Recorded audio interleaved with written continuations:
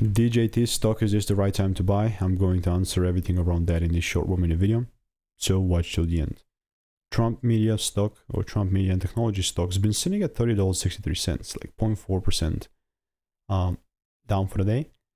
And the way that I'm looking at this is so simple, man. I'm definitely looking to take it up, but it's not been giving me movements, and that's what's frustrating me. It's not like I'm frustrated, but like, it would be nice, you know, to have that second break and just get involved and get my hands a little messy, but get my hands dirty and wet. But obviously I'm sticking to something that I've refined for thousands of times, like 32,000 videos that I've done over the last 4 years, and spent thousands of dollars on courses and mentorships. And I've seen what has worked for me, what has not.